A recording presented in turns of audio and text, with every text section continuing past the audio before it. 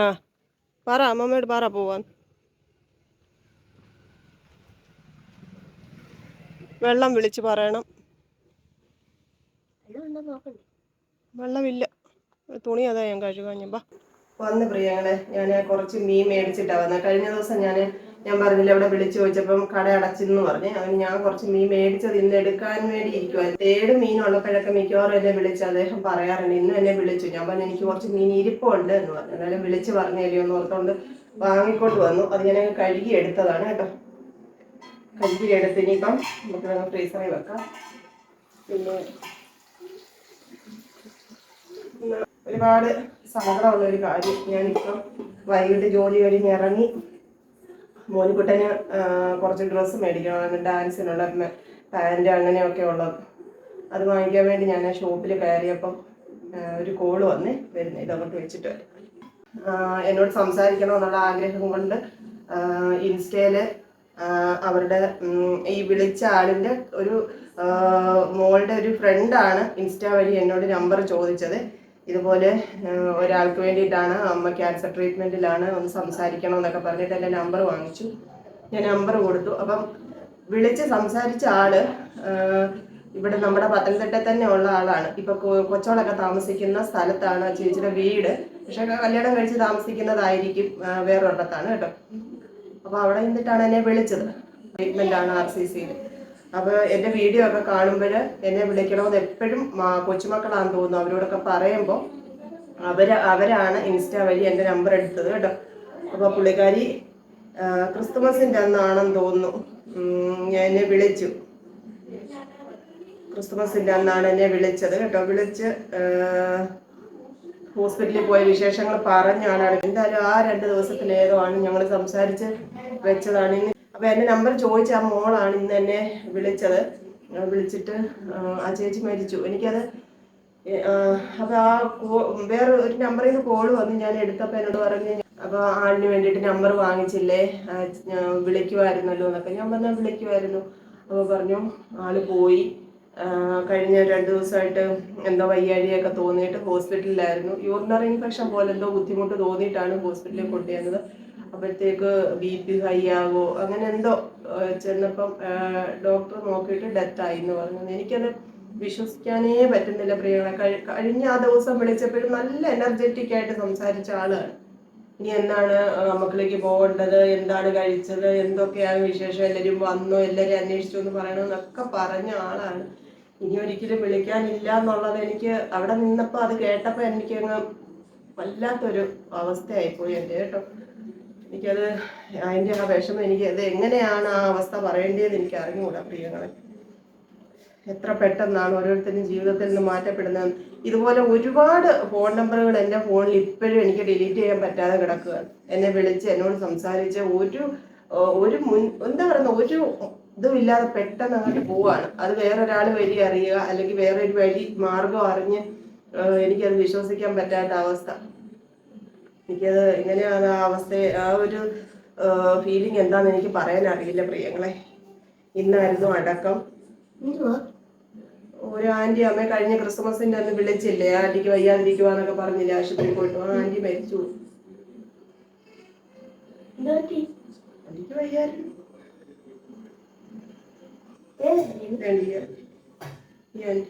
ഈ ആന്റി അമ്മയെ വിളിച്ചത്.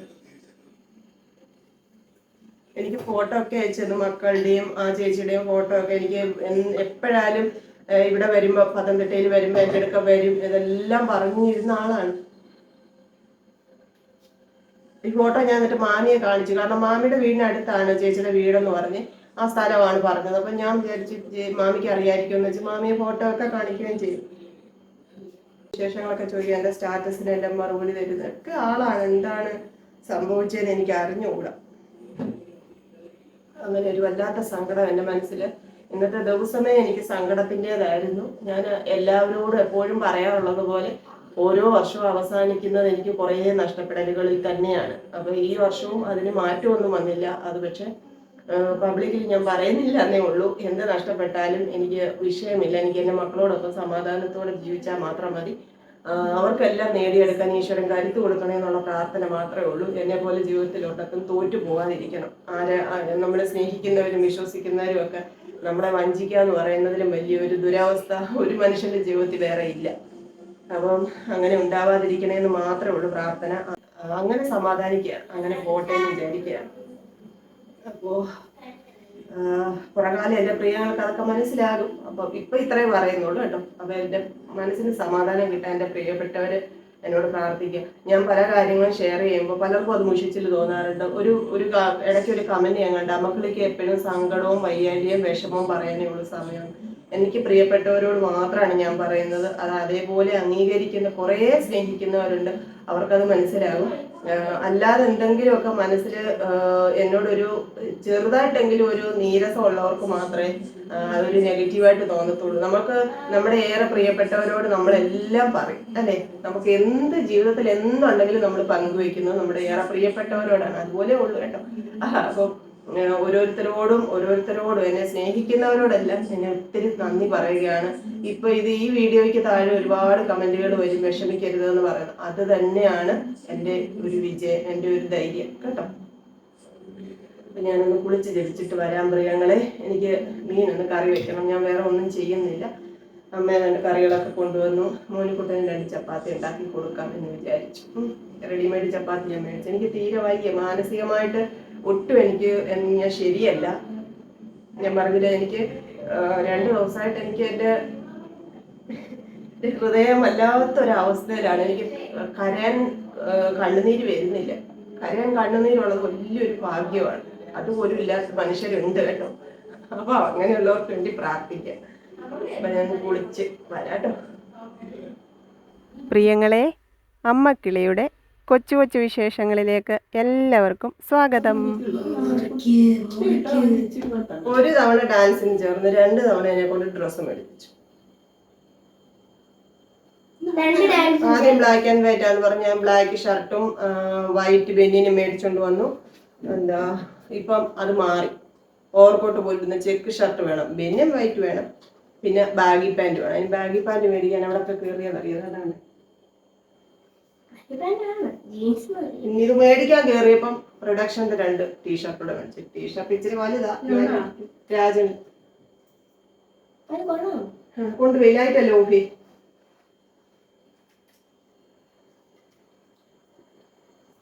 ആ ഷൂ എടുത്ത് തേച്ച് കഴുകി വെക്കണം. 31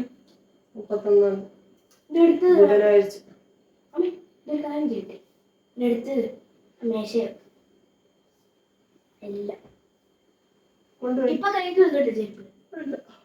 നാളെ തുണി കഴുകുന്നുണ്ട്. അന്നേരം വെള്ളം എടുക്കും, അന്നേരം കഴുകും.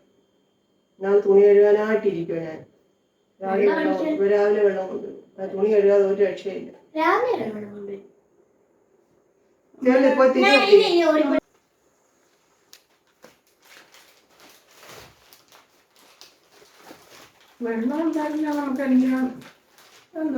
ചപ്പാത്തി ഒരു പാക്കറ്റ് ചപ്പാത്തി മേടിച്ചു. എനിക്ക് ഒന്നും വയ്യ.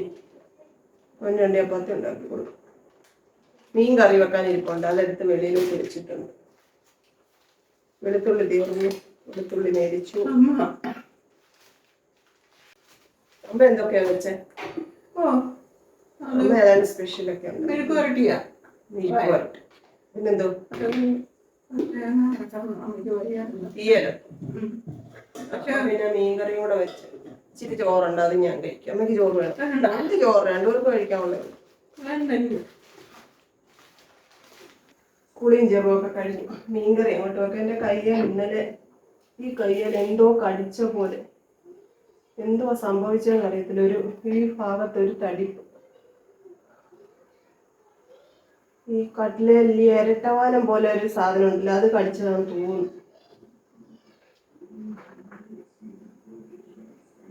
ആ കൈ ആയതുകൊണ്ട് ഒരു പേടി. വെളുത്തുള്ളി ചുവന്നുള്ളിയും കൂടെ ഒന്ന് ചതക്കട്ടെ. ഇഞ്ചി ഇരിപ്പുണ്ട്.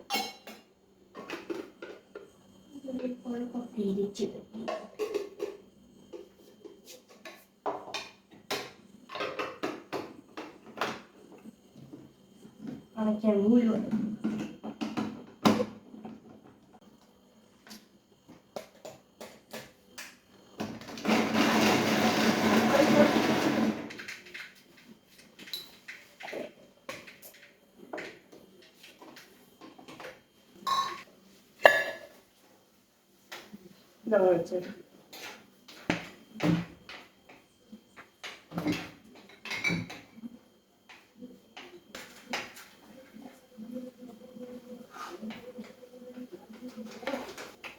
ഈ ഒരു മുളക് പൊടിക്കാണ് ഭയങ്കര എരി. അപ്പൊ ഞാൻ ഇച്ചിരി കാശ്മീരി ചില്ലിയുടെ പൊടി വാങ്ങിച്ച് നമുക്ക് ഇതിനകത്ത് മിക്സ് ചെയ്യും.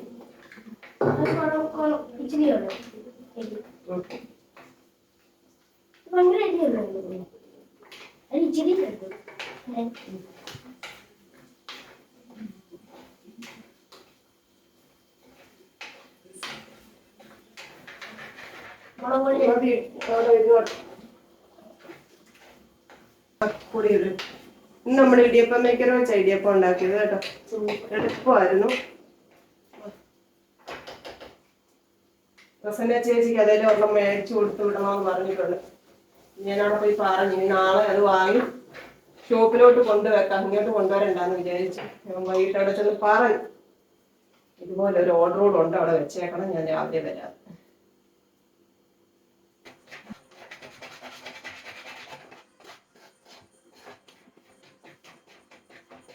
മീൻപുളി കഴിക്കൊണ്ട്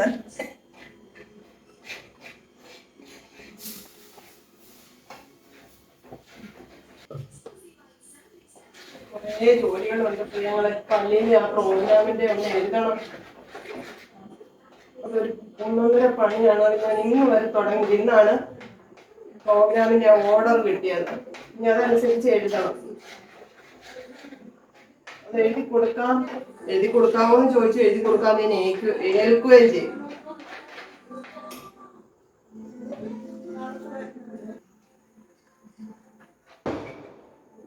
കാണാം മക്കളെ.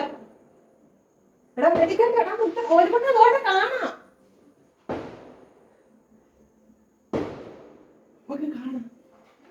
അതുകൊണ്ട് വെളിയിലോട്ട് നോക്കി പോയി നോക്കാം. അതുകൊണ്ട് അവിടെ നിന്നാ കാണാം.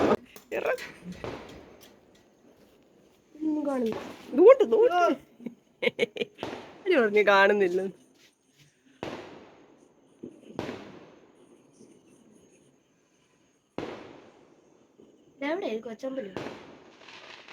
വലിയമ്പലത്തിൽ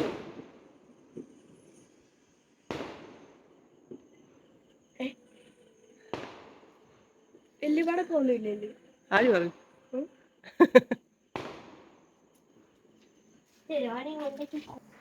ഇത് 3 മതി കേട്ടോ. എന്നാലും വലുത് കൊച്ചാണെങ്കിലേ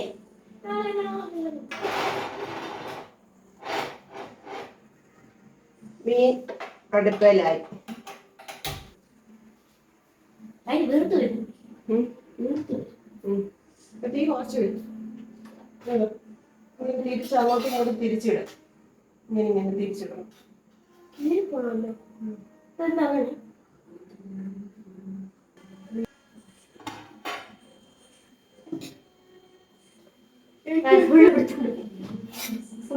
തണ്ണിമത്തൻ കൊതിയ. വെള്ളമുണ്ട്. ഫ്രൂട്ടി ഏറ്റവും കൂടുതൽ ഇഷ്ടമല്ലേ തണ്ണിമത്തൻ. ആ ചേച്ചി ഇത്ര പെട്ടെന്ന് പോയല്ലോ.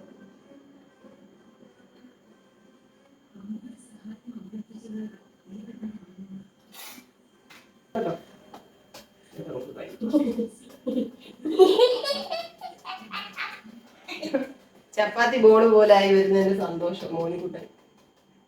ഇത് അടിച്ചിട്ട്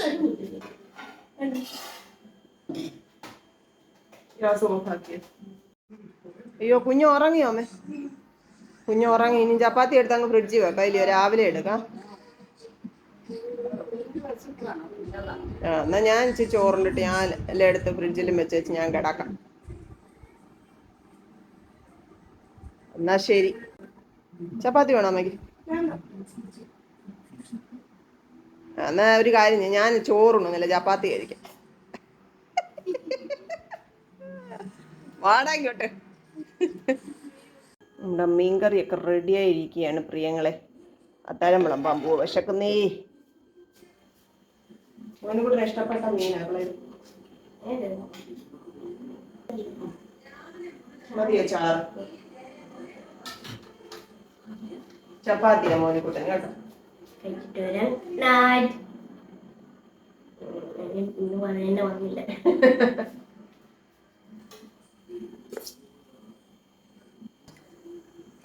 മോര് കറി ഒഴിക്കട്ടെ.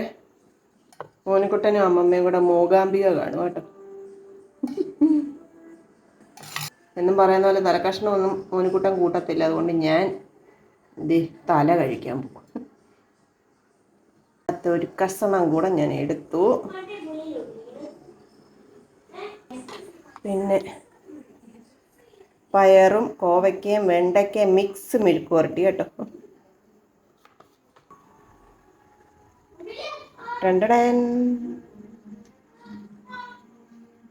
തേങ്ങാക്കൊത്തൊക്കെ ഉണ്ട്. എൻ്റെ ഏറ്റവും ഇഷ്ടപ്പെട്ട കറിയിൽ ഒന്നാണിത് കേട്ടോ.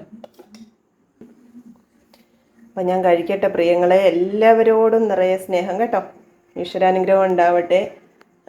എന്താ പറയുന്നത്, ഇനി ഞാൻ പറഞ്ഞില്ലേ, നമുക്ക് സങ്കടകരമായ ഒരു അനുഭവമാണ്, എന്നാൽ തന്നെ അതൊരു പ്രപഞ്ച സത്യമാണ് അല്ലേ. നമ്മളെല്ലാവരും വിട പറയേണ്ടവർ തന്നെയാണ്. പക്ഷെ എന്തോ എനിക്കിന്ന് വല്ലാത്ത മനപ്രയാസമുണ്ട് പ്രിയങ്ങളെ. എല്ലാം കൂടി ആകെപ്പാടെ മൂഡ് ഓഫ് ആയിപ്പോയി ഇന്ന്.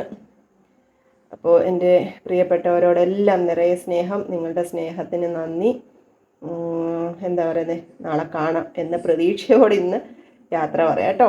Tata, okay, bye bye, see you. കൊച്ചു കൊച്ചു വീട്ടുവിശേഷങ്ങളുമായി വീണ്ടും കാണാമേ.